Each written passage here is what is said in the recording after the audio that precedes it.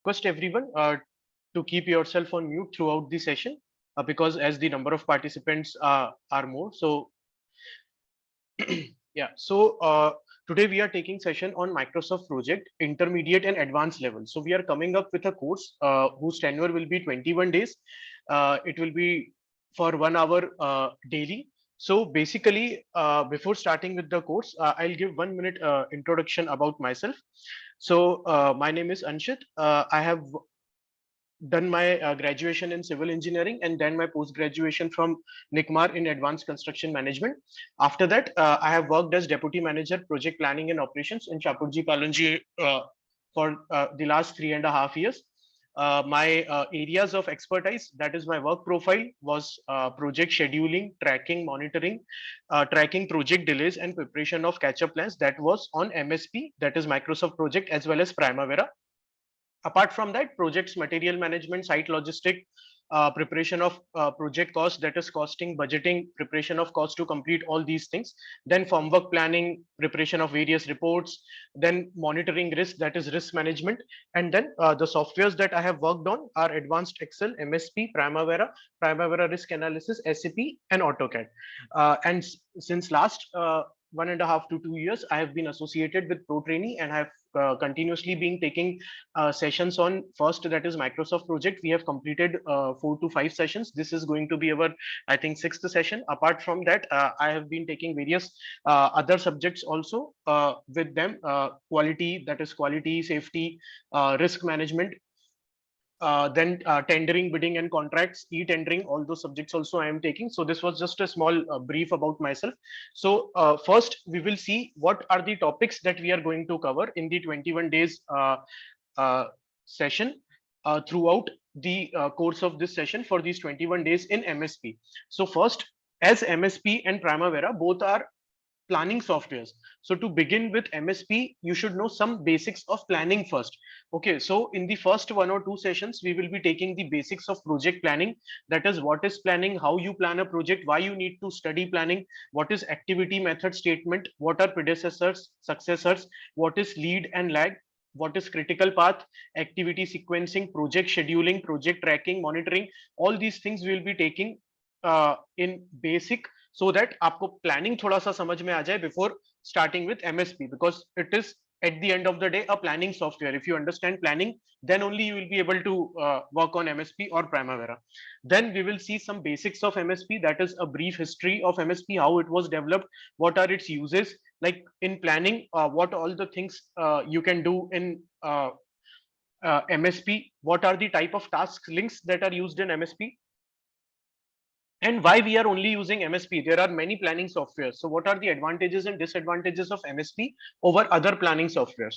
Then we will finally, after 1.5 session, we will start with MSP. So first, before starting with any software, we see what are the basic tabs and what are the basic functions of that software. So we will see various tabs like MSP, as it is a Microsoft software. So बहुत सारे functions are like similar to Excel, PowerPoint, etc. So we will see some of the tabs first: file tab, task, resource, report, project, view, format. We will understand, we will get us familiar with the software, and then we will finally start preparing a schedule. So the first step whenever you start preparing a schedule is setting up a project calendar in planning. So that we will do next. We will set up project calendar, we will change working time, we will set work weeks, we will enter holidays, prepare a complete project calendar. So it sounds easy, but it's a really tough and logical thing to understand. So after we prepare the project calendar, now we will finally start with preparing a schedule. So throughout the session of these 21 days, we will be preparing at least 2 schedules. We'll try to take 3 schedules, but at least 2 schedules we will be doing from real estate, as well as real estate commercial, and as well as from infra projects. And after that, we will be giving you assignments both related to real estate as well as infra projects. So then we will start with the schedule, we will create tasks, we will create the activities, then we will create resources, we will assign cost to those resources, we will assign these resources to various activities, then we will learn what is resource leveling and smoothing, then we will learn setting up project milestones and finalizing a schedule. After that, we will set up the project baseline. Then after setting up project baseline, we will be working on WBS, that is creating work breakdown structure. After that, we will be completing with a basic schedule. Then we will go to advanced level, that is, well, 1 minute I'll try to explain. See, there are two types of schedules. In 50% of the companies in India, companies क्या बोलती हैं कि आप basically एक बहुत basic schedule हमें बना के दे दीजिए, दैट इज जिसमें डेट्स हो, एक्टिविटीज हो, टाइम हो, ग्राफ दिख जाए, अच्छा सा रिपोर्ट्स बन जाए, दैट्स इट. 50% कंपनीज उसी में सेटिस्फाइड है. But if you are targeting big MNCs, so उन्हें फिर एडवांस लेवल शेड्यूल आपको सबमिट करना पड़ता है, in which there will be resources, there will be costing, there will be tracking, there will be earned value analysis, various reports you will have to prepare of resources, costing, that so all these things come under advanced MSP. So we will prepare two schedules. First we will be done with a basic schedule, so that जिन लोगों को advance चीजें बहुत ज्यादा tough लग रही हैं, नहीं उतना समझ में आ पा रहा है, so at least for the 50% companies you are done. When you will be उसके बाद हम थोड़े से डाउट्स लेंगे mentally. When you are done, you are satisfied with the yes कि हमें बेसिक लेवल एमएसपी समझ में आ गया है, then we will go to the in the next 5-10 sessions we will be going to the advance level, जिसमें costing, resources, earn value analysis, all these things will be covered. So costing में assign cost to various resources, cost rate table, cost resources, project cost and budget cost, which are different type of cost heads in MSP, as well as when we prepare a budget. So all these things we will cover, and practically we will see them on the software. Then we will see project tracking, basics of project tracking, automatically updating the project, manually updating the project. There are 2-3 ways of updating the project. All these things we will see. And once you update the project, then जो आपके project में delay हो रहा है उससे क्या करना है. Basically there are two things. First, you find out the delay. For example, one activity you had planned to complete in 7 days. आपने सोच लिया था ये एक्टिविटी 7 days में हो जानी चाहिए, but it took you 9 days to complete. So ये जो 2 दिन का डिले आया, उसके वजह से आगे के पूरे शेड्यूल को क्या अफेक्ट हुआ, पूरे प्रोजेक्ट के शेड्यूल को क्या अफेक्ट हुआ, आप वो 2 दिन का डिले आगे कैसे मैनेज करोगे. All these things are technical and not software related, but that also we will cover, that how to deal with the delaying problems in a schedule. ये पूरा हमारा प्रोजेक्ट ट्रैकिंग का पार्ट हो गया. Then the toughest part in complete planning or MSP or Primavera, whatever, that is earned value analysis. What is earned value analysis? Earned value analysis using percentage complete value and physical percentage complete value. After that, we will be done with the software. Then we will see a few customizations which will help you make MSP like better or feasible, जो आपका time बहुत save करेगा. Basically आप कभी भी life में अगर एक प्लानिंग प्रोफाइल टारगेट कर रहे हैं, सो एक प्लानर को एक प्रोजेक्ट पे एक प्लानर दिया जाता है और काम उसे 4 बंदों का करना होता है अकेले. सो आपको सिर्फ एमएसपी पे शेड्यूल बनाना ही आपका काम नहीं है. There will be 1000 more things जो आपको पैरेलली करनी पड़ेंगी. सो हम बहुत सारी चीजें, कस्टमाइजेशंस देखेंगे एमएसपी में, जो हमारा काम इजी कर दे, हमारा थोड़ा सा टाइम सेव कर दे, जब हमें रोज अलग अलग छोटे छोटे शेड्यूल बनाने के लिए बोले जाते हैं. So all those customisations we will see. And finally जो लास्ट पार्ट होता है, reports, preparation of various reports generated in MSP for sharing with your project manager team. बहुत सारी रिपोर्ट्स आपको अपने रीजनल ऑफिस में, हेड ऑफिस में, in the client team, all these things आपको सबमिट करनी पड़ती हैं. So all those reports also we will see. So with that we will be done with the teaching part. So ये पढ़ाते पढ़ाते ही पैरेलली हम 2 शेड्यूल बनाएंगे. First schedule will be preparation of a complete project schedule of 5 to 10 story residential building, considering tasks will honor their constraint dates and new tasks are not effort driven. अभी ये lines का मतलब when we'll be in the course आपको तब समझ में आ जाएगा. सो एक टाइप का ये हम शेड्यूल देखेंगे. And preparation of a complete schedule of a construction project considering tasks our effort driven. ये 2 अलग अलग चीजें होती हैं. ये क्या होता है, how these are done, we'll be taking that time. So 2 schedules at least we'll prepare. Then assignment, I will give you preparation of a complete project schedule, a small assignment which will not be that complex for you, for a G+4 floors commercial complex or a residential building, whatever. Then in the last session we will be discussing various differences in MSP and Primavera, because whenever you present a certificate in your resume or any interview that I have done a course of MSP, or you present to them that I have done a course in Primavera, the first question that will be, there are around 20 to 30 interview questions that will be asked to you related MSP. So those interview questions we will cover, and the difference between MSP as well as difference between MSP and Primavera. So in these 21 sessions you will be done with the complete project planning using MSP. This will be our course contents for the next 21 days. So today I'll be just taking a brief of MSP. So Microsoft Project. Microsoft Project is a project management software product which is developed and sold by Microsoft. It is designed to assist a project manager. Basically, what things MSP does, it assists the project manager in developing a schedule. This you are seeing here is a schedule. Okay, so here what you are seeing, it's a schedule. Yeah, so the same thing I'm teaching in English and then I'm repeating in Hindi. So don't need to worry about it whether we are speaking in English or Hindi. Yeah. So ये जो आपको यहाँ दिख रहा है ये एक schedule है. These are the name of the tasks. This is the duration.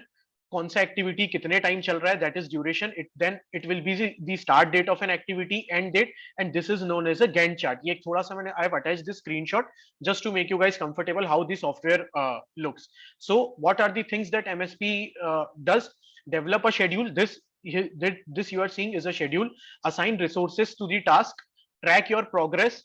Okay, so whether you are going as per schedule or not. See, preparing a schedule is very easy.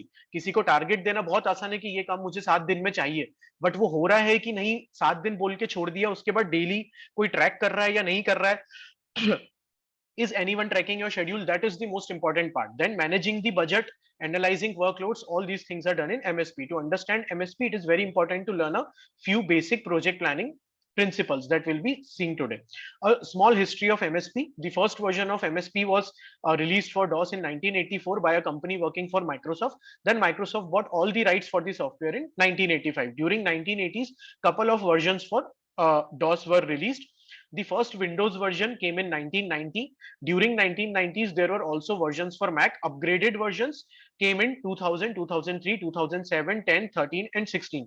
So basically, if you join this course or you don't join the course, whenever you want to install MSP in your computer and work, 2016 के बाद से, from 2016 to 2022 कुछ बहुत ज्यादा major changes नहीं हुए हैं. If you learn MSP in 2016 version also, then also we are okay. If you install the 2019 version also, then also we are okay.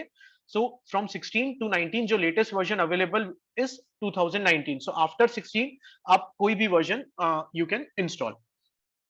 Now we'll start with the basics of project planning. Basically project planning होता क्या है? What is activity method statement? What is activity sequencing?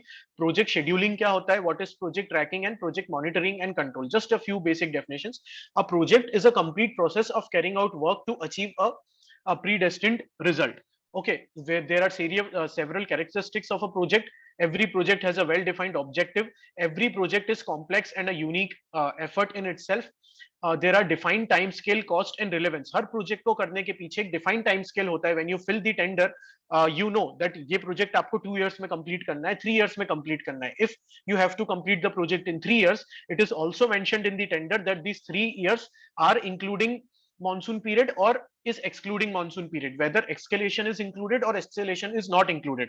वो सारी चीजें time scale, cost, ये सारी चीजें clearly defined होती हैं. अकॉर्डिंगली ही हम शेड्यूल बनाते हैं. हम हमारी मर्जी से 2 साल के प्रोजेक्ट को 4 इयर्स का शेड्यूल बना के प्रिपेयर करके खुश नहीं हो सकते. Your target is to anyhow bring this that schedule down to 2 years. तो सबसे पहला फंडा प्लानिंग का ये होता है कि इफ आपको एक 3 इयर्स का प्रोजेक्ट असाइन हुआ है, दैट इज जिस दिन आप प्रोजेक्ट पे मोबिलाइज करेंगे, from that day you have to complete that particular project in suppose 3 years. For example, from 1st April 2022 I have to start a project and I have to finish it in April 31st March 2025. That is 3 years. So सबसे first schedule that you will try to prepare is कि minimum 2 years 8 months or 2 years 7 months. Why? Because 3-4 months you will try to keep buffer. We know that we all are humans. जो हम plan करते हैं वैसा exact accurate कभी भी site पर नहीं हो पाता है. There are various delays due to COVID, due to labor shortage, due to material shortage, due to improper material planning, जो that is very much relevant in India. हम लोगों की material planning खराब होती है और हम वेंडर पे ढोल देते हैं कि सर मटेरियल लेट आया, मेरी गलती नहीं है. बट प्रॉब्लम इज कि आपको मटेरियल प्लानिंग करना नहीं आता. ये बहुत सारा साइट्स पे इशू है इंडिया में. Anyway, so due to all those 1000 reasons थोड़ा सा हम बफर लेके चलते हैं अराउंड 10-15% का. उतने में हमें क्रैश करके you have to prepare a schedule. Okay, so ये एक थोड़ा कंसेप्ट है शेड्यूलिंग का. Then multiple disciplinary team phases, formulation, mobilisation, construction and implementation phase होते हैं प्रोजेक्ट के. So what actually project planning is? Project planning is a discipline for stating how to complete a project within a certain time frame usually with defined stages and with designated resources. कैसे एक project को आप complete करें, जो time period बताया हुआ है उसी में, और जो आपको रिसोर्सेज दी गई है उसी में, क्योंकि रिसोर्सेज आप एक लिमिट से ज्यादा नहीं बढ़ा सकते। फॉर एग्जाम्पल, मुझे अगर 100 रुपीज एम क्यूब मिल रहा है एक्सकेवेशन करने का, तो मैं एक जेसीबी की जगह 5 जेसीबी नहीं लगा सकता हूं, मुझे लॉस हो जाएगा। तो मैं उतना जल्दी भी प्रोजेक्ट कंप्लीट नहीं करना है कि आपने जो रेट फुलफिल करा है उससे आपको लॉस हो जाए। सो ये भी आपको देखना है कि डिफाइंड स्टेजेस के साथ एक डेजिग्नेटेड रिसोर्सेज में प्रोजेक्ट कंप्लीट करना है। Whatever activities we perform before actual executing of the project comes under project planning. Project पे काम स्टार्ट करने के पहले से whatever we do total, वो सारा हमारा प्रोजेक्ट प्लानिंग का काम स्टार्ट हो जाता है। देन एक्टिविटी मेथड स्टेटमेंट क्या होता है? Step by step methodology guideline of how an activity will be perform. It also tells the sequence of processes involved for completing an activity. ये एक एक्टिविटी मेथड स्टेटमेंट क्या होता है कि step by step कौन सी एक्टिविटी हमें कैसे करनी है, ये मुझे क्यों चाहिए, प्लानर को क्यों चाहिए। आप शेड्यूल कैसे बनाओगे अगर आपको यही नहीं पता है? जैसे फॉर एग्जांपल, वाटर प्रूफिंग करवाना है आपको टॉयलेट्स में, आपको यही नहीं पता है कि कौन सी मेथड की वाटर प्रूफिंग करवाने वाला है क्लाइंट आपसे, तो आपको ये नहीं पता है कि वो वाटर प्रूफिंग करवाने के बाद कितने दिन का क्योरिंग पीरियड होगा, कितने दिन के बाद आप उसमें आगे दूसरा कोई काम कर सकते हैं। इसलिए हर एक्टिविटी का एक्टिविटी मेथड स्टेटमेंट पता होना चाहिए कि फर्स्ट डे उस टॉयलेट के फ्लोर की क्लीनिंग होगी, सेकंड डे एक केमिकल कोट होगा, फिर उसके बाद 2 डेज वो कोट सूखेगा, then after after that brick bat होगा, देन कोबा होगा। अगर आपको ये प्रोसेस ही नहीं पता है, आपको कभी नहीं पता चलेगा कि कितने दिन क्यूरिंग करना है। जैसे डी शटरिंग, मुझे 14 डेज के बाद डी शटरिंग करना है कि 21 डेज के बाद डी शटरिंग करना है, तो मैं कैसे उस काम को एग्जीक्यूट करूंगा। सो टेक्निकली आपको हर एक्टिविटी का एक एक्टिविटी मेथड स्टेटमेंट समझ में आना चाहिए प्लानिंग करने से पहले। नहीं तो आपको एमएसपी चलाना आ जाएगा, बट आप प्लानर नहीं बन पाएंगे अगर आपको टेक्निकली चीजें नहीं समझ में आ रही है। वो होता है activity method statement. Then activity sequencing क्या होता है? सी, एक्टिविटी मेथड स्टेटमेंट हो गया कि वाटर प्रूफिंग, एक एक्टिविटी को कैसे एग्जीक्यूट करना है टुकड़ों टुकड़ों में, part by part. Activity sequencing का मतलब होता है कि एक एक्टिविटी के बाद दूसरी एक्टिविटी कैसे होगी, आपको ये समझ में आना चाहिए। जैसे ऑब्वियस सी बात है कि पहले कॉलम का स्टील इरेक्शन होगा, उसके बाद कॉलम, देन शटरिंग लगाएंगे हम कॉलम का, देन हम कॉलम कास्ट करेंगे अगर वो कन्वेंशनल शटरिंग है, then we will do beam की एंड स्लैब की शटरिंग, देन हम बीम का रीइंफोर्समेंट करेंगे। मतलब आपको ये समझ में आना चाहिए टेक्निकली कि कौन से काम के बाद कौन सा काम करना है, ताकि हम उसको एमएसपी में एंटर करके एक शेड्यूल क्रिएट कर सकें। अगर आपको एक्टिविटी कैसे हो रही है दैट यू नो, एक्टिविटी के बाद क्या होना है टेक्निकली दैट यू नो, तो then you are ready to prepare a schedule. Finally then हम शेड्यूल प्रिपेयर करते हैं। Scheduling in project management is the listing of activities, deliverables and milestones within a project. Milestones मतलब targets, छोटे छोटे targets, कि ये slab cast करना है मुझे इस दिन के पहले, या मुझे टेरेस स्लैब इस पर्टिकुलर मंथ तक कास्ट हो जाना चाहिए। Whatever your small small targets are, those are known as milestones. A schedule also usually includes a planned start date as well as finish date. Planned क्या है? When the project will start, when the project will end, what's the duration of each activity, resources assigned. Effective project scheduling is a critical component of successful time management. ये कुछ basic definitions थी। अब मेरा schedule ready हो चुका है, schedule ready हो गया, then I started.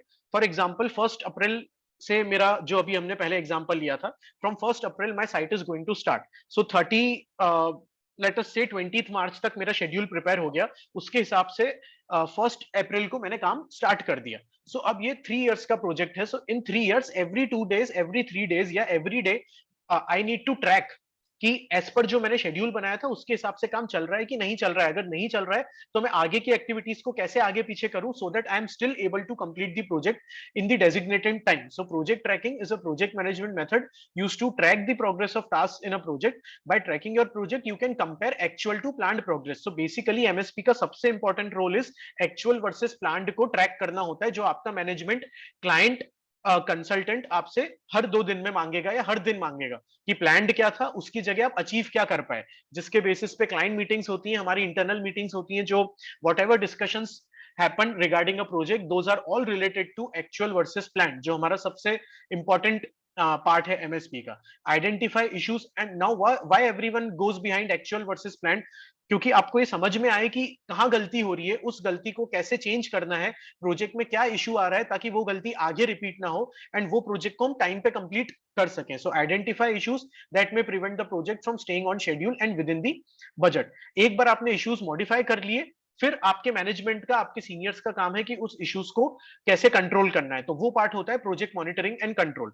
Monitoring and control process continue, track, review, adjust and report of project performance. It's important to find out how a project is performing and whether it's on time, जो हम ये earned value analysis के through करते हैं.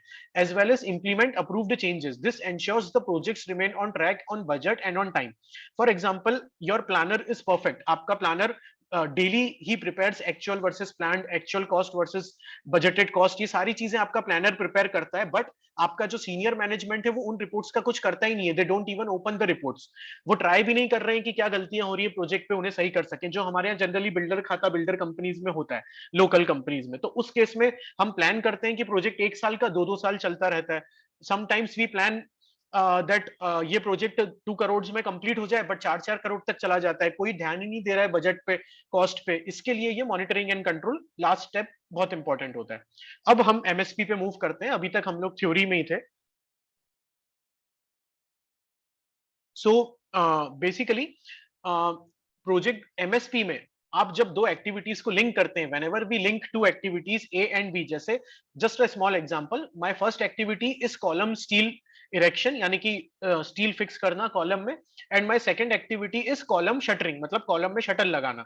तो ये दो activity को there are 4 ways of linking these activities in MSP. जब आप लिस्ट बनाते हैं एक्टिविटीज की, पहला हो गया कॉलम reinforcement, second हो गया column shuttering, third activity is column concreting, then beam shuttering, slab shuttering, then beam reinforcement, then slab bottom reinforcement, then electrical conduiting works, then slab top reinforcement. ऐसे आपने 8-10 activities बनाई to slab को concrete करने के लिए. सबसे last में engineer check करेगा, स्लैब पे कंक्रीट हो जाएगा. सो ये एक्टिविटीज को if you want to link them together, so क्या क्या वेज हैं लिंक करने के.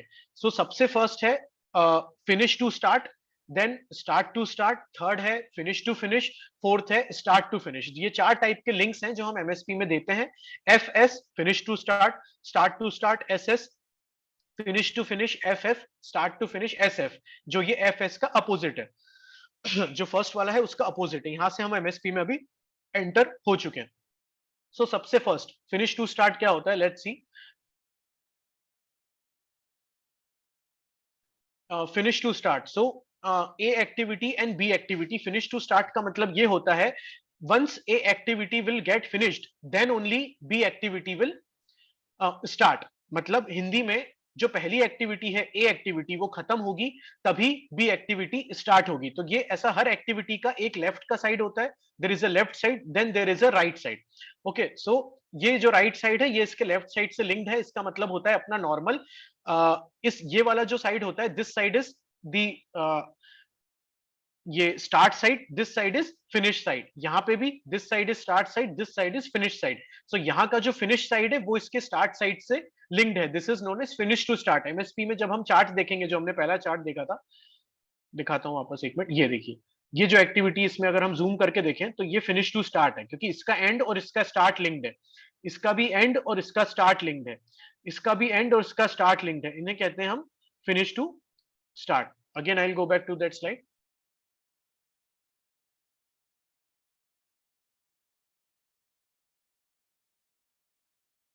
Yeah, so all your doubts you guys can ask at the end. सो ये हो गया हमारा फिनिश टू स्टार्ट. इसको हम ऐसे रिप्रेजेंट करते हैं, इसका फिनिश पार्ट इसके स्टार्ट से लिंक हो गया. ये हम ऐसे भी रिप्रेजेंट करते हैं. सो इसका टेक्निकल एग्जांपल्स हो गया. First A activity column reinforcement, B activity column shuttering. मतलब कॉलम का रिइंफोर्समेंट, सरिया बनना जब तक खत्म नहीं होगा तब तक मैं कॉलम में शटर लगाना चालू नहीं करूंगा. This is known as finish to start. जब तक स्लैब की टॉप का रिइंफोर्समेंट नहीं बन जाएगा तब तक मैं स्लैब की कंक्रीटिंग करना शुरू नहीं करूंगा. सो ये normal finish to start active relationship है. पहली खत्म होगी तभी दूसरी चालू हो सकती है. ये सबसे कॉमन है और ये 85 to 90% टाइम हम यही यूज करेंगे, फिनिश टू स्टार्ट, क्योंकि टेक्निकल रीजन में साइट पर यही होता है मोस्ट ऑफ द टाइम. इसलिए ये सबसे इंपॉर्टेंट है समझना, finish to start.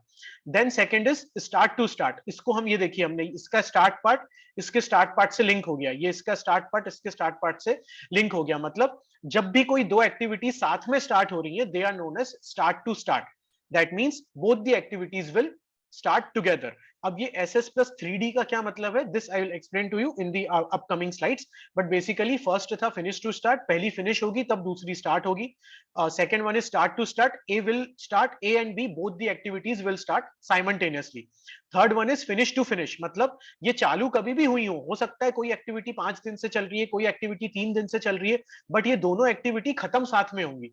So this finish point is linked with the this finish point. ऐसे हम जब रिप्रेजेंट करते हैं एमएसपी में, this is finish to finish. Again कभी भी चालू हुई हो उससे कोई फर्क नहीं पड़ता. देखिए ये जो है ना, ये एक्टिविटी का ड्यूरेशन है, ये मान लीजिए ज्यादा टाइम से चल रही है, ये कम टाइम से चल रही है, उसके बावजूद भी ये खत्म दोनों सेम दिन हो रही है. So this is known as finish to finish relationship. खत्म दोनों साथ में होंगी, स्टार्ट कभी भी हो. फॉर एग्जाम्पल एक हिंदी में नॉर्मल एग्जांपल बताता हूँ. एक बिल्डिंग मेरी कंप्लीट होने वाली है, उसमें बाहर का पेंट चल रहा है और अंदर का पेंट चल रहा है. हो सकता है कि बाहर का पेंट 15 दिन से चल रहा है क्योंकि उसमें इतना स्कैप फोल्डिंग बांधना पड़ता है, बाहर आउटर लटक के पेंट करना पड़ता है. एंड दी इनसाइड का जो अंदर का पेंट है, the interior paint is going on since last 5 days only, and external paint is going on since last 10 days, but they both finish on the same day, and from the next day I will come and take handover of the building. So this is a example of finish to finish. kabhi bhi start ho, both the activities will finish on the same date. Then there is start to finish relationship, which is completely opposite of finish to start. Finish to start was when A activity will get finished, then only B activity will start. This is complete opposite of that. A activity will only start when B activity will finish. So this is the most rarely used, मतलब ये हम बहुत ही rarely कभी एक आध बार hardly we will use once or twice throughout our life. This is the complete opposite of finish to start. That is start to finish. That is A will only start when B will finish. This is just the opposite of first one. So practical examples that you will require as civil engineers are basically finish to start, start to start, finish to finish. And if a case arises, for example, this opposite, when this will happen to you, for example, if by mistake you have entered another activity at the top and some activity at the end, and now you want to link them, then you may be rarely required to use them, but 99.99% this will not be required to you. If practically example comes of this, then during the session I'll explain. So these are the 4 ways in which activities are linked in MSP. Now some basics of MSP, ये हमने देख लिया कि activities link कैसे होती है. Now what is this +5, what is predecessor, what is successor? Let's see that. This is the task link, normal task link. What? Finish to start. A finishes and B starts. So here we can clearly see that task A, predecessor task of task B is successor task of task A. So जो activity पहले होती है, मतलब जो यहाँ first लिखी हुई है, that is known as predecessor. So predecessor and successor are normal English words. इसका MSP से कोई लेना देना नहीं है. In normal English, जो हम बचपन से पढ़ते आ रहे हैं, predecessor means which happens first and successor means जो उसके बाद होता है. वो normal English words है, predecessor and successor. That is the same in the MSP itself. The first activity which is happening is predecessor activity, and second which is taking place next will be known as the successor activity. Now what is lag and what is lead? These are the completely opposite terms. So to understand this, I will I'll try to take some practical example. For example, your first activity is like आपकी सारी activities complete हो चुकी है slab की. Okay, slab concrete करने से पहले you are done with bottom reinforcement, you are done with electrical conduiting, then you have also tied the top reinforcement. Now one day you will require for complete checking. The engineer will come, he will check the all the dimensions, the surveyor will come, he'll check the survey points whether the building is going out or what. They will check the reinforcement, electrical engineer will come who will check the conduit pipes. So maybe you require checking one day, or due to any reason you require a gap of 2 days. It can be technical gap or managerial gap. मतलब ये gap आपने जानबूझ के भी introduce किया हो सकता है, या टेक्निकली भी कभी कभी होता है कि जैसे 2 days और 3 days curing you required. किसी भी काम में you require 7 days curing and another activity you can only start after 7 days. तो उसको हम कैसे रिप्रेजेंट करते हैं? If we want to show any gap, तो हम उसमें बीच में ये +2 लगा देते हैं. That is, see, one is normal relationship A and B FS, मतलब ए खत्म होगा बी स्टार्ट हो जाएगा. Another one is FS +2, that is A finish होगा, उसके 2 दिन बाद बी स्टार्ट होगा। ये +2 का मतलब ये है, ये आपने बीच में गैप दे दिया, this is known as lag. A is predecessor activity, B is successor activity. So as soon as the A activity finishes, there will be a lag or a gap of 2 days, and after 2 days, B activity will start. उसके पीछे technical reason हो, managerial reason हो, that doesn't concern us, but जहां पे भी आपको software में यहाँ पे गैप देना पड़ेगा, चाहे वो क्यूरिंग के लिए हो, चाहे वो चेकिंग के लिए हो, या कोई बाहर से क्लाइंट आने वाला है चेकिंग करने, और गवर्नमेंट का कोई बंदा आने वाला है दूसरे सिटी से चेकिंग करने, या हेड ऑफिस से विजिट है, जो भी है XYZ, it is your issue. If you want to introduce a gap, then we use this +2 lag. In the same way, lead उसका एकदम अपोजिट है, fs -2. नॉर्मल fs का मतलब क्या होता है कि ए एक्टिविटी फिनिश होगी, उसके बाद बी एक्टिविटी स्टार्ट होगी, बट ये -2 का मतलब है कि ए एक्टिविटी फिनिश होने के 2 दिन पहले ही बी एक्टिविटी स्टार्ट हो जाएगी. I will repeat it in English. Before activity A finishes, before that 2 days only activity B will start. That is 2 दिन, 2 days, these two activities will go on parallelly. The normal relationship was A activity will get finished, then B activity will start. But due to any reason, आपको ये 2 activities अब parallelly करनी है, आपने labour बढ़ा दिए हैं, whatever the reason may be, A activity will finish. Before A activity finishes, B activity will start. That is 2 days, these two activities will go on parallelly. If we talk in Hindi, आपको जहां भी gap देना है वहां हम ये +2 दे देते हैं, जिसको हम लैग बोलते हैं. जहां भी हमको प्रोजेक्ट में स्पीड पकड़नी है, या हमको 2 एक्टिविटीज को पैरेलली चलाना है, क्योंकि बड़े प्रोजेक्ट्स में बहुत सारी एक्टिविटीज पैरेलली चलती रहती हैं. जरूरी नहीं है कि एक खत्म होगी तभी दूसरी स्टार्ट होगी. हो सकता है कि ये खत्म होने के बाद ये स्टार्ट होनी थी, बट बीच में 1-2 दिन हम पैरेलली कर रहे हैं. Example, there are 30 columns. Okay, so my A activity is column reinforcement and my B activity is column shuttering. So my first activity, column reinforcement, when will it get finished? When all the 30 columns steel reinforcement will be done. मतलब जब मेरे 30 के 30 column का सरिया बंध जाएगा, तब मैं ये बोलूंगा कि मेरा A activity column reinforcement complete हो गया है. पर मैं ये भी तो कर सकता हूं कि जैसे 30 में से आज 10 कॉलम का सरिया बन गया, तो मैं कल इस 10 कॉलम का बोर्ड शटर फिक्स करने लग जाऊं. फिर नेक्स्ट डे नेक्स्ट 10 कॉलम का सरिया लग गया, तो मैं ये शटर लगाने लग जाऊं 10 कॉलम का. सो मैं ये 2 एक्टिविटीज को पैरेलली चला रहा हूं. That time we will introduce lead -2, -3, whatever. If 2 days the activities are going on parallelly, then -2. If 4 days activities are going on parallelly, then -4. This is known as lead. So these were the most two important concepts, lag and lead. See, this is an example of a schedule, and एक ऐसा screen होता है MSP का. These are the normal tabs: file, task, resource, report, project, view, format. All these Gantt chart view, there are different things that you will understand during the session. These are the task names. Okay, these are the duration of the different tasks. These are their start date, these are their finish date, these are their predecessors. This is the Gantt chart. See, I'll zoom on the Gantt chart. This you are seeing here is finish to start relationship. This you are seeing here is finish to start relationship. See, here you can see 10 FS plus 5 day. Matlab, let's see, let's go to see, once this activity will finish, after 5 days this activity will start. Ye FS plus 5 days ka matlab hai, 5 days gap has been introduced. Then here it is 2 SS. What is 2 SS? 2 SS means 2 and 4, ये दोनों activity साथ में start हो रही है. See, look at this arrow, this and this, they both are starting together.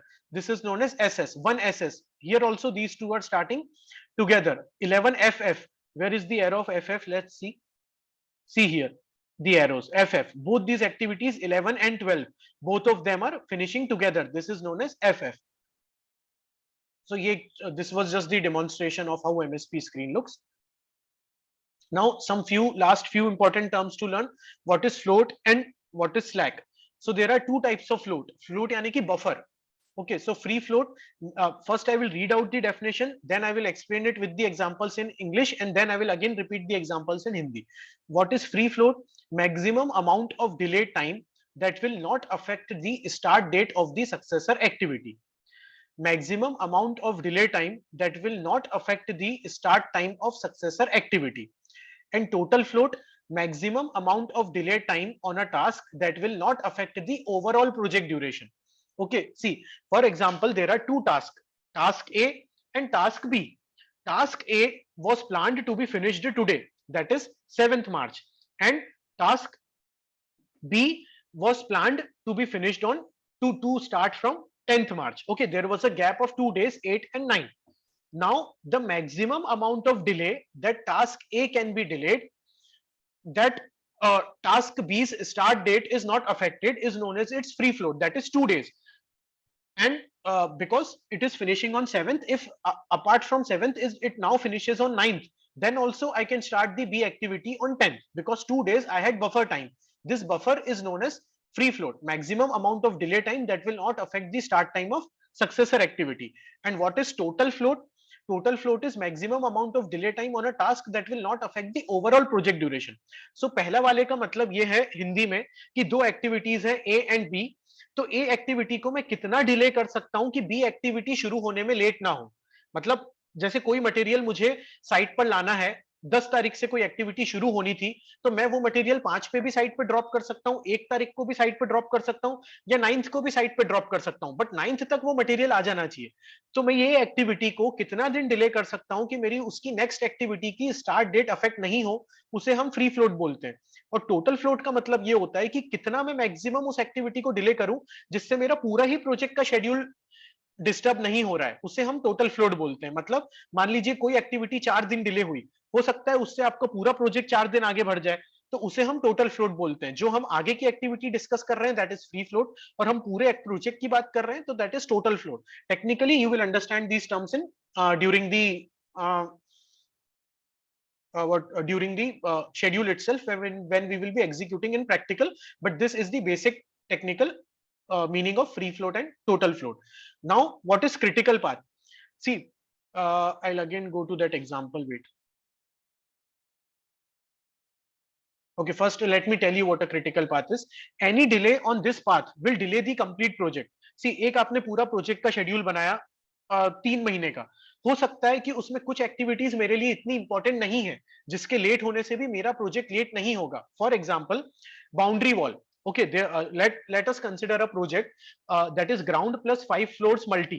Okay, so I will start with the basement, I will execute the slabs, I will do brick work, block work, plaster, then paint, then electrical works, plumbing works, waterproofing, everything. इसमें से कोई भी चीज delay होगी तो मेरी उसकी अगली एक्टिविटी डिले होगी एंड मेरा पूरा प्रोजेक्ट डिले होगा।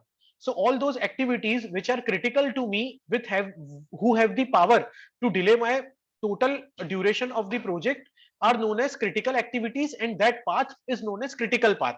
But there are few activities which will not affect the project duration. For example जो बाउंड्री वॉल है मेरे प्रोजेक्ट की, अब मुझे पता है कि ये मल्टी मुझे बनाने में टोटल 2 साल लगने वाले हैं। मैं 2 साल में से वो प्रोजेक्ट की बाउंड्री वॉल कभी भी बना सकता हूँ, बाउंड्री वॉल बनाने में मुझे सिर्फ 1 महीने लगने वाला है। वो बाउंड्री वॉल मेरे लिए क्रिटिकल है ही नहीं। बट मैं वो 2 साल के प्रोजेक्ट में अगर 1 साल 11 महीने तक मैंने वो बाउंड्री वॉल बनाना नहीं स्टार्ट करी, लास्ट के 1 महीने में स्टार्ट करी, तो वो बाउंड्री वॉल भी मेरे लिए बहुत क्रिटिकल हो जाएगी। अगर वो बाउंड्री वॉल डिले हुई तो मेरा वापस प्रोजेक्ट डिले हो जाएगा। बट अभी वो बाउंड्री वॉल बनाने के लिए मेरे पास 2 साल है, मैं चाहूं तो इसी साल बाउंड्री वॉल बना दूं, मैं चाहूं तो अगले साल बाउंड्री वॉल बनाऊं, मेरे ऊपर है। वो बाउंड्री वॉल बनाने से मेरा प्रोजेक्ट चेंज नहीं होने वाला है, सो वो नॉन क्रिटिकल टास्क है। सो दैट एक्टिविटी आपके शेड्यूल का पार्ट तो वो रहेगा कि बाउंड्री वॉल कंस्ट्रक्शन, बट वो क्रिटिकल पाथ पे नहीं रहेगा क्योंकि वो मेरा प्रोजेक्ट का ड्यूरेशन डिफाइन ही नहीं कर रहा है, वो नॉन क्रिटिकल एक्टिविटी है। अनदर नॉन क्रिटिकल एक्टिविटी का एग्जांपल होता है जो हमारा रूफ का स्लैब कास्ट हो जाने के बाद हम टॉप पे छत की जो वाटरप्रूफिंग करते हैं। छत की वाटरप्रूफिंग में सबसे लास्ट में भी कर सकता हूं मेरा, क्योंकि सारी बिल्डिंग्स में अंदर प्लास्टर चलेगा, पेंट होगा, पुट्टी होगी, बहुत सारी चीजें। टेरिस की मैं चाहूं तो सबसे लास्ट में वाटरप्रूफिंग करूं, मेरे ऊपर है मुझे कौन सा अभी टंकी में पानी भर के नहाना है या रहने आना है कि मुझे ऊपर टैंक का वाटरप्रूफिंग करना अभी जरूरी है। सो ऐसी बहुत सारी प्रोजेक्ट में एक्टिविटीज होती हैं जो आपके लिए क्रिटिकल नहीं है। कुछ एक्टिविटीज ऐसी होंगी जो अभी फिलहाल आपके लिए क्रिटिकल नहीं है, बट आपने अगर 15 दिन या 20 दिन डिले करी तो वो बहुत क्रिटिकल हो जाएंगी। ऐसी छोटी छोटी बहुत सारी एक्टिविटीज होती है। फॉर एग्जांपल इन बेसमेंट में हम वो पार्किंग का जो पेंट करते हैं कि कौन सी कार कहाँ पे खड़ी होगी, यहाँ पे फ्लैट ए की कार खड़ी होगी, हम उसका पेंट करते हैं। हम पार्किंग में छोटी छोटी ट्रैफिक की लाइट्स लगाते हैं बहुत सारी। ये सब बहुत एक्स्ट्रा काम है जो सबसे लास्ट में हो जाएगा। हम लोग बहुत सारा फ्लैट्स में वो कम्युनिकेशन के लिए टीवी स्क्रीन पता नहीं क्या क्या इंस्टॉल करते हैं, वायर कॉम इंस्टॉल करते हैं, हम फायर अलार्म सिस्टम छोटे छोटे इंस्टॉल करते हैं। ऐसी बहुत छोटी छोटी चीजें जो हम लास्ट में कर सकते हैं। So all those things are non critical. But जो एक्टिविटी मेरा पूरा शेड्यूल का डेट आगे पीछे कर सकती है, those are known as critical activities. So any delay on this path will delay the complete project. there can be more than one critical path for the project. There is no tolerance on critical path for delay. Critical path पे delay का कोई tolerance नहीं होता है. Slack float on all activities on critical path is zero. क्यों zero? Slack float की हमने क्या डेफिनेशन देखी थी? स्लैक फ्लोट का मतलब ये होता है कि मैक्सिमम टाइम जो आप डिले कर सकते हो जिससे मेरा प्रोजेक्ट का ड्यूरेशन में डिफरेंस नहीं आए. तो हमेशा क्रिटिकल एक्टिविटी पे कोई फ्लोट या कोई बफर नहीं रहेगा, वो जीरो ही रहेगा, तभी वो क्रिटिकल है. जीरो क्यों है? क्योंकि वो एक भी दिन आगे बढ़ेगा तो पूरा प्रोजेक्ट का ड्यूरेशन चेंज हो जाएगा. जो मेरा टोटल फ्लोट का डेफिनेशन था उसके एकदम अपोजिट. इसीलिए हमेशा स्लैक या फ्लोट जीरो रहेगा उन एक्टिविटीज का which activities are on your critical path. So उसे हम critical path कहते हैं. So basically whenever we prepare a schedule, our target is to prepare a critical path so that हम critical path की activities को at least we track them majorly. We have to track all the activities, but our 80% focus is on tracking the activities on critical path, because we know that if we disturb any single activity on critical path, my complete project or schedule will change. Then what is project baseline? The baseline in Microsoft Project Management refers to the first version of the scheduled project after approval on draft version timelines, that is duration, cost, resource, scope. Baseline usually stores, just let me read this out, then I'll again explain it. The baseline in MSP management refers to the first version of the scheduled project after approval on your draft version, timelines, cost, resource, scope. Baseline usually stores project start and end date, timelines, duration of the project, planned and budgeted cost. What is the use of baseline? Baseline helps to track, monitor project with current project with timelines, duration, cost and resource. The baseline is nothing but a frozen picture of the project, screenshot of the project. So baseline basically क्या होता है? मैंने एक schedule बनाया, मैं planner हूं, मैंने BOQ पढ़ा, मैंने टेंडर देखा, मैंने देख लिया कि क्या क्या काम होना है प्रोजेक्ट पे, कैसे टाइप का, कौन से स्पेसिफिकेशंस का क्या होना है. मैंने एक ड्राफ्ट शेड्यूल रेडी किया. 2 साल का प्रोजेक्ट था, मैंने एक ड्राफ्ट शेड्यूल बनाया 1 ईयर 10 मंथ्स का. मैंने मेरे बॉस को दिखाया जो मेरे प्रोजेक्ट इंचार्ज हैं, प्रोजेक्ट मैनेजमेंट में है. मैंने मेरे रीजनल ऑफिस में, हेड ऑफिस में भेजा. हर कोई जो मुझसे सीनियर है उसको मुझसे ज्यादा टेक्निकल नॉलेज है. ओके, वो मुझे कुछ कुछ चेंजेस रिकमेंड करेगा मेरे शेड्यूल में. मैं 2 बार रिवाइज करूंगा, 3 बार रिवाइज करूंगा. See, scheduling is a iterative process. Scheduling ऐसा डॉक्यूमेंट नहीं है कि अकाउंट्स वाले जैसा हिसाब किताब की मैंने एक बार कर दिया, वो पत्थर की लकीर हो गया, अब उसी के हिसाब से पूरा प्रोजेक्ट चलेगा. नहीं, जब प्लानर शेड्यूल बनाता है तो प्लानर से भी बहुत सीनियर सीनियर 50-50 साल एक्सपीरियंस वाले प्रोजेक्ट मैनेजर, कंस्ट्रक्शन मैनेजर्स होते हैं साइट पे, जिन्हें हमसे और आपसे ज्यादा प्रैक्टिकल नॉलेज होता है. सो वो अपना इनपुट देते हैं कि अंशित ये शेड्यूल को तुम ऐसे मॉडिफाई करो, क्योंकि ये जो तुम बोल रहे हो कि 7 दिन में ये स्लैब होना चाहिए, वो प्रैक्टिकली पॉसिबल ही नहीं.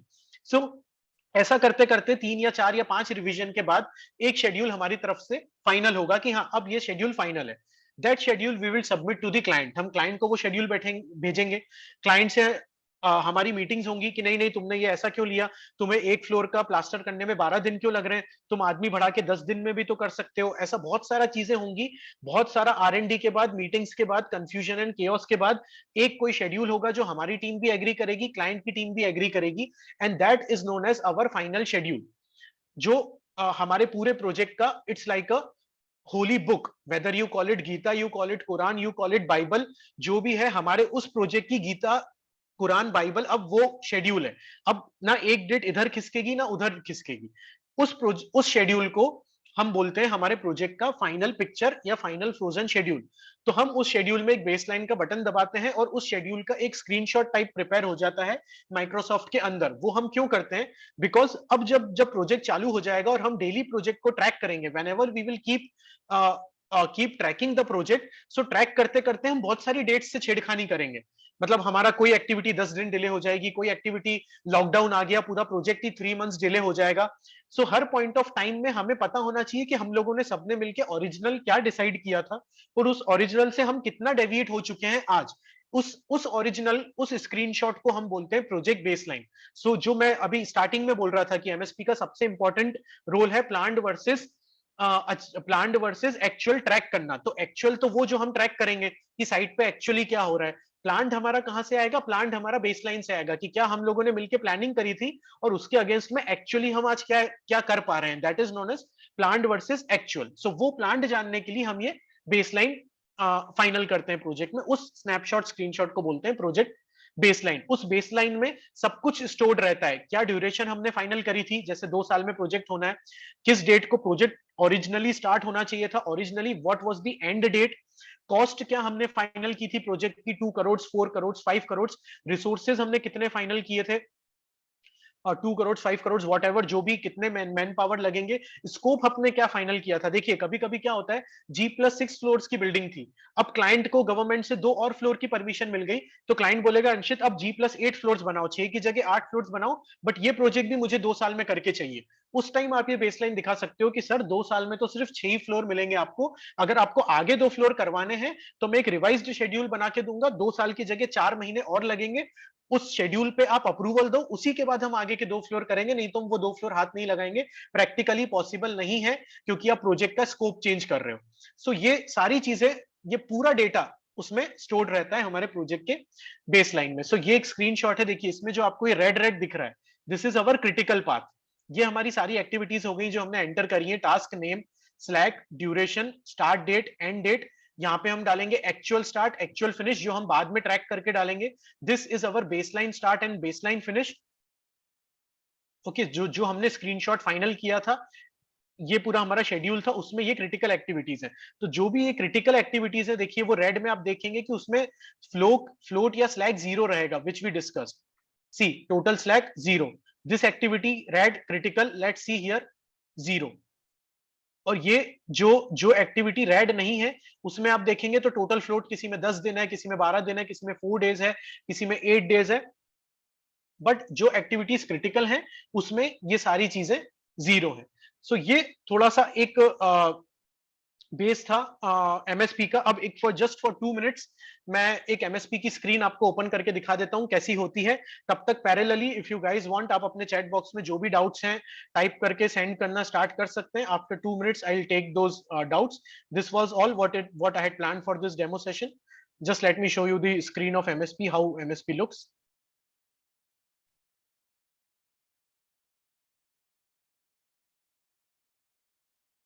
सो ऐसा कुछ स्क्रीन होता है एमएसपी का जब हम स्टार्ट करते हैं। बहुत सारे मेरे पुराने सेशंस के कुछ भी हम ओपन करके देख लेते हैं। देखिए ये थोड़ा एडवांस्ड वाला है, 19 सेशन का था ये, जिसमें सारे हमने रिसोर्सेज भी एंटर कर रखे हैं। ये हमारा शेड्यूल भी है जो हमने क्लास में बनाया था। Then this is the Gantt chart जो हम लोगों ने प्रिपेयर किया था। सो बेसिकली ऐसा दिखता है एमएसपी। और एमएसपी में जब आप शेड्यूल कोई बड़े प्रोजेक्ट के लिए बनाते हैं, सो 1000, 2000, 3000 तक एक्टिविटीज होती हैं, तो हमें टाइप करते टाइम बहुत ज्यादा कॉशियसली टाइप करना पड़ता है, टाइपिंग एरर बहुत होते हैं एमएसपी में। ऐसा स्क्रीन होता है एमएसपी का, बहुत सारे व्यूज होते हैं अलग अलग। ये this is resource sheet, this is resource usage sheet, then resource के ग्राफ होते हैं, हर रिसोर्स का अलग अलग ग्राफ होता है। Then this is task usage sheet, बहुत सारी चीजें होती हैं एमएसपी में। ये रिसोर्स टास्क शीट हो गया, ये एक टाइमलाइन होता है, देन एक ट्रैकिंग गैंट चार्ट होता है।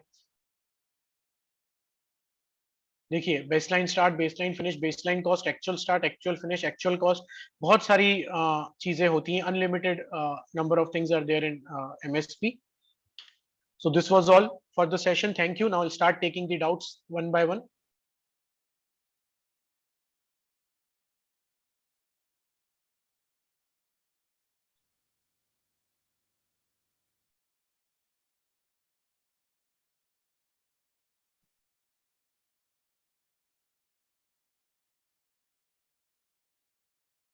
How can I download MSP? See, MSP का free version available नहीं है Microsoft के through, but there are many ways of downloading MSP that will be guided to you. Links will try to provide whatever the installation you can see on Google and YouTube, and if required, we will also guide. No issue regarding that. How do you figure out the duration of each task? Do you calculate it manually? देखिए duration calculate करने का बहुत सारे veg होते हैं। उसमें हम back calculate करते हैं कि जैसे आप कितना लेबर लगाने वाले हैं, क्या रेट में आपने प्रोजेक्ट लिया है, कितना प्रैक्टिकली लेबर लगाना पॉसिबल है। इसीलिए ये एक आइटरेटिव प्रोसेस है। हो सकता है कि जो आपने स्टार्टिंग में ड्यूरेशन कैलकुलेट करी हर चीज की, जब आप एक शेड्यूल बना के देखेंगे तो आपको पता चला कि आपको 2 साल का प्रोजेक्ट मिला था एंड उसकी जगह आपको 2 साल 4 महीने में प्रोजेक्ट कंप्लीट हुआ। तो आपको समझ में आएगा कि मुझे हर एक्टिविटी की ड्यूरेशन कम करना जरूरी है। आप कम करते करते 2 इयर्स पे अराइव होंगे, फिर आपको पता चल जाएगा कि अच्छा मैं सोच रहा था कि इस एक्टिविटी के लिए मुझे 10 दिन मिले, बट अब मुझे 5 ही दिन मिल रहे हैं, तो मुझे लेबर, मटेरियल, उस रिसोर्स, मशीन उस हिसाब से डबल करना पड़ेगा। सो प्रोडक्टिविटी एंड बहुत सारी चीजें उसमें कवर होती हैं, जो हम लास्ट में सेशन में टेक्निकल पार्ट में भी कवर करेंगे। इसमें एमएसपी चलाने से पहले टेक्निकली क्या चीजें पता होना चाहिए? देखिए, एमएसपी चलाने से पहले टेक्निकली ऐसा कुछ पता नहीं होना चाहिए। फर्स्ट तो आपको एमएसपी आना चाहिए पूरा। अगर प्राइमावेरा आप देख रहे हैं तो आपको प्राइमावेरा आना चाहिए पूरा। टेक्निकली जो हमारा सिविल का पार्ट है वो वाली चीजें होती है। कुछ लोग हो सकता है कि अभी कॉलेज में पढ़ रहे हो, कुछ लोगों को 2-4 साल का ऑलरेडी एक्सपीरियंस्ड है, तो जो टेक्निकली चीजें होती हैं, मतलब सिविल का पार्ट आपको आना चाहिए कि कॉलम खड़े होते हैं, कॉलम का स्टील इरेक्ट होता है, फिर शटर लगाया जाता है। जो टेक्निकल पार्ट है वो आपको आना चाहिए। बट मैं 1-2 सेशंस में 80-90% टेक्निकल पार्ट भी कवर करूंगा। ऑब्वियसली जिस इंसान को 5 इयर्स 10 इयर्स का वर्क एक्सपीरियंस है, उसके जितना नॉलेज तो मैं आपको 1 घंटे के सेशन में नहीं दे सकता हूं, बट टेक्निकली सिविल वाला पोर्शन भी मैं कोशिश करूंगा जितना मैं मैक्सिमम कवर कर सकता हूं। Why this critical part is marked in red as 0 days? नहीं, रेड नहीं, वो रेड तो कलर मैंने दिया है, that's why it is marked in red. आप कोई भी कलर उसको दे सकते हैं। 0 days मतलब जो हमने अभी रिपीट किया उसी में था कि स्लैक, स्लैक का मतलब ये होता है कि अ, कितना आप एक एक्टिविटी को डिले कर सकते हैं ताकि पूरा एक्टिविटी डिले ना हो, उसका मतलब होता है स्लैक। और क्रिटिकल पाथ का मतलब ये होता है जहां डिले का कोई स्कोप ही नहीं होता है, तो ऑटोमेटिकली क्रिटिकल एक्टिविटी जो है उसका स्लैक 0 हो जाता है। तो वो स्लैक 0 किया हुआ है, एक्टिविटी का ड्यूरेशन 0 नहीं है, वो स्लैक 0 था। How to calculate labour productivity? देखिए, लेबर प्रोडक्टिविटी कैलकुलेट करने के बहुत सारे वेज होते हैं। कुछ हमारे बेसिक थंब रूल्स होते हैं कि अगर हम कन्वेंशनल शटरिंग यूज कर रहे हैं तो इतना एक कारपेंटर जोड़ा, यानी कि एक कारपेंटर एक हेल्पर, या एक कारपेंटर 2 हेल्पर, इतना स्क्वायर मीटर ऑफ शटरिंग करेंगे एक दिन में। बहुत सारी चीजें प्रोडक्टिविटी कैलकुलेट करने में होती है, that I will teach you during the session, don't worry. And बहुत सारे थंब रूल्स भी होते हैं जो हमने पुराने भी सेशंस में जितना हम मैक्सिमम दे सकते थे हमने शेयर किए हैं स्टूडेंट्स के साथ। बट गूगल पे आपको सारे थंब रूल्स मिल जाएंगे कि 8 आवर्स में काम करने के लिए कितना वो लगता है। How to calculate cost of the project, ये सर बहुत डिटेल्ड वो है, वो तो मैं आपको सेशन में ही बता पाऊंगा। WBS, can you throw some light on the task involved in construction of a building? ये तो पूरा बहुत डिटेल्ड है। जैसे हमने एक स्लैब का एग्जांपल कवर किया, वो हमने कर ही लिया प्रोजेक्ट में। पूरा बिल्डिंग का तो मैंने एक प्रिपेयर कर रखा है, जो अभी मैं इतना नहीं समझा पाऊंगा। मटेरियल की क्वांटिटी निकालना, रिसोर्स एलोकेशन, सी रिसोर्स एलोकेशन मैं बताऊंगा। ये क्यूएस की क्लास नहीं है कि मटेरियल की क्वांटिटी निकालना मैं बताऊंगा, वो तो आपको ड्राइंग से कैलकुलेट करना है कि 100 एम क्यूब का हमारा स्लैब है कि 50 एम क्यूब का स्लैब है या 80 एम क्यूब का स्लैब है, वो क्वांटिटी एस्टिमेशन इसमें कवर्ड नहीं है। Man power productivity calculation in highway works, help me on this. Yes, highway के भी बहुत सारे थंब रूल्स हैं, I will share with you, नहीं तो गूगल पे भी अवेलेबल है। थंब रूल्स के बाद आगे का क्या कैलकुलेशन होता है वो मैं आप लोगों को बता दूंगा पूरा। Difference between slack and float, एक ही चीज है स्लैक और फ्लोट। कोई लोग स्लैक बोलते हैं, कोई लोग फ्लोट बोलते हैं, एक ही चीज है। निकमार वालों को कंसीडर किया जाता है कंपनी में, we are from tier 3 college. Sir इसीलिए निकमार वालों को तो ऑलरेडी एमएसपी प्राइमावेरा वो निकमार से सीख के आते हैं। आप एडिशनली इसलिए सीख रहे हैं क्योंकि आपने पहले नहीं सीखा, ताकि आप आगे के लिए कंसिडर हो सकें। That is what we are trying to do here. So ये तो कोई क्वेश्चन ही नहीं हुआ। Which is perfect for project schedule, MSP और प्राइमावेरा? देखिए, इंडिया में दोनों सॉफ्टवेयर उतने ही यूज होते हैं, दोनों 100% यूज होते हैं। जनरली रेसिडेंशियल, कमर्शियल और बिल्डिंग्स वगैरह में इंडिया में 70% एमएसपी एंड 30% प्राइमावेरा यूज होता है। और हाईवे और इंफ्रा के प्रोजेक्ट्स में इंडिया में 60% प्राइमावेरा और 30-40% एमएसपी यूज होता है। बट ये दोनों आपको आने चाहिए। इंडिया में ये दो ही सॉफ्टवेयर प्लानिंग के यूज होते हैं, वैसे 10 से ज्यादा प्लानिंग के सॉफ्टवेयर होते हैं। Bachelors plus graduation plus 7 years project है जिसमें मॉल एंड शॉप भी है सर, प्लान कैसे कर सकते हैं? अगर आपको 17 इयर्स का G+17 का, okay okay. What is difference between MSP and Primavera? बहुत सारे डिफरेंसेस हैं एमएसपी और प्राइमावेरा में। एमएसपी में 11 बेसलाइन आप बना सकते हैं, प्राइमावेरा में अनलिमिटेड बेसलाइन बना सकते हैं। ये पहला डिफरेंस हो गया। ऐसे थाउजेंड्स ऑफ डिफरेंसेस हैं जो मैं लास्ट डे पे डिस्कस करूंगा। Will it be use of rate analysis? देखिए, रेट एनालिसिस जनरली प्लानर को नहीं करने के लिए बोला जाता है, वो कमर्शियल या कॉन्ट्रैक्ट्स वाला बंदा या आपके टेंडरिंग वाले लोग आपको करके देते हैं। वो तो आपको सिर्फ इसमें रेट का डेटा डायरेक्ट एंटर करना पड़ता है कि सीमेंट क्या रेट आ रही है, आप अपने कमर्शियल कॉन्ट्रैक्ट्स वाले से पूछोगे, आप इसमें एंटर कर दोगे। ठीक है, बेसिकली रेट एनालिसिस हम एमएसपी में नहीं करते हैं, बट अगर आपका कंबाइंड रोल है कि प्लानिंग भी आपको ही करना है, कमर्शियल भी आपको करना है, तो फिर आपको रेट एनालिसिस करना पड़ सकता है। क्या रिसोर्सेज में मशीन का कैलकुलेशन होता है? यस होता है ना, सारी मशीन्स का कैलकुलेशन है। मतलब जैसे एक जेसीबी, ये वाली कैटेगरी की जेसीबी है, तो वो 1 घंटे में कितना एक्सकेवेट करती है, अगर कितने लीड तक जाती है, एक लेबर ब्लॉक वर्क जो प्लास्टर करने की हमारी मशीन आती है वो कितना करती है, हमारा एक्सकेवेटर में कितना एम क्यूब आता है तो वो एक दिन में कितना लेके जा सकता है। हर चीज के थंब रूल्स हैं, जो साइट इंजीनियरिंग थंब रूल्स नाम से आप गूगल पे डालेंगे तो आपको सारे थंब रूल्स मिल जाएंगे। हम लोग भी गूगल से ही डाउनलोड करते हैं। एंड प्राइमावेरा का सेशन जस्ट इसके बाद होने वाला है, जो चाहे वो प्राइमावेरा का भी फ्री सेशन अटेंड कर सकता है, तो आपको और क्लियरिटी आ जाएगी प्राइमावेरा करने में। एमएसपी और प्राइमावेरा कौन सा अच्छा रहेगा in job opportunity in the software for freshers? देखिए दोनों ही आपको आने चाहिए, अच्छा कुछ भी नहीं है। अगर आपको प्लानिंग प्रोफाइल कभी भी टारगेट करनी है, एज अ फ्रेशर भी आपको प्लानिंग में जाना है, या विथ वर्क एक्सपीरियंस भी आप साइट इंजीनियर है और आप चाहते हैं कि फ्यूचर में लोग मुझे प्लानिंग में कंसिडर करें, अगर प्लानिंग प्रोफाइल में आप कभी भी जाना चाहते हैं तो आपको एमएसपी प्राइमावेरा दोनों आने चाहिए।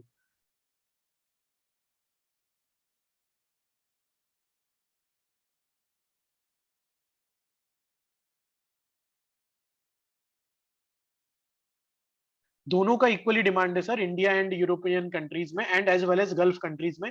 एमएसपी एंड प्राइमावेरा वही मैंने अभी समझाया। रियल स्टेट, वापस से बोलता हूँ, real estate and commercial projects में इंडिया में एंड गल्फ में 70% एमएसपी 30% प्राइमावेरा यूज होता है। इंफ्रा और हाईवे और मेट्रो रिलेटेड प्रोजेक्ट्स में इंडिया और गल्फ में 70% प्राइमावेरा 30% एमएसपी यूज होता है। मतलब आप कोई भी फील्ड में है, आपको आने दोनों सॉफ्टवेयर चाहिए।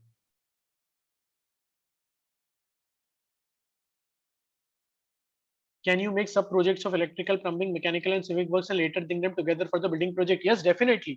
ये सब linking सब projects बनाना, ये सारा चीजें हम लोग देखेंगे in this session। सिर्फ फ्रेशर्स के लिए? यस, वैकेंसीज रहती हैं फ्रेशर्स के लिए। देखिए क्या होता है, प्लानर जो होता है ना, अगर वो हेड प्लानर है पूरे प्रोजेक्ट का, तो वो बहुत ही हाईली टेक्निकली साउंड पर्सन होता है, बट वो अकेले इतना काम नहीं संभाल सकता है, उसके साथ 2-3 लोग और होते हैं। जैसे बिलिंग में क्या होता है, एक बिलिंग इंजीनियर होता है, फिर एक बिलिंग सीनियर इंजीनियर होता है, फिर एक बिलिंग मैनेजर होता है। वैसे ही प्लानिंग में भी होता है, प्लानिंग इंजीनियर होते हैं, फिर प्लानिंग मैनेजर होता है। तो जो मैं पोस्ट पे था planning manager, that is head of the planning for a complete project. But मेरे साथ 2 प्लानिंग इंजीनियर्स भी थे, which are were definitely freshers, जिसको मैंने काम सिखाया प्लानिंग का, बट उन्हें एमएसपी प्राइमवेरा पहले से आता था। So that is the yeast कि आप फ्रेशर हो तो भी आप सीख सकते हैं, आप प्लानिंग में डायरेक्ट फ्रेशर्स जा सकते हैं, बट आपको प्लानिंग हेड नहीं बनाएगा कोई प्रोजेक्ट का, वो आप धीमे धीमे काम सीखते सीखते बनोगे 2-3 साल में। EOT variation, all this will be covered.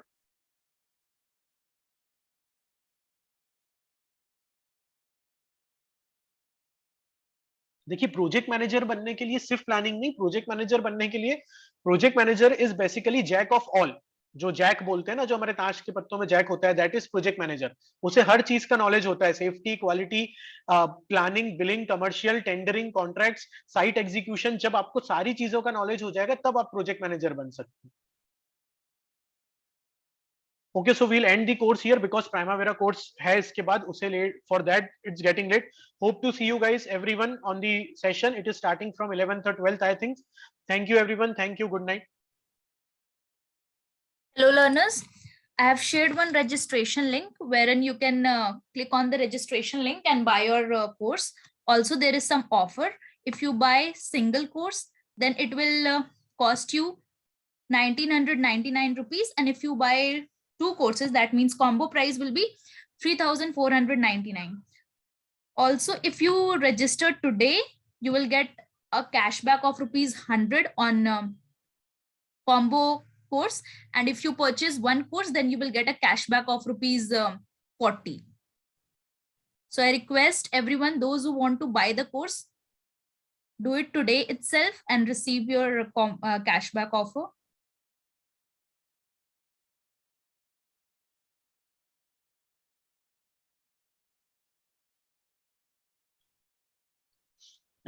Thank you everyone. Thank you for listening peacefully throughout the session. We'll end the session. I'll leave the meeting now. Thank you. Good night. Thank you, sir.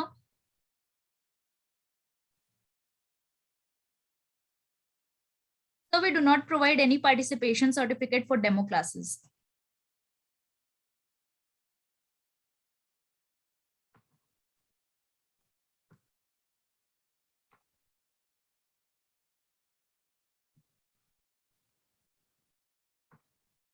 Thank you so much for hearing us show patiently.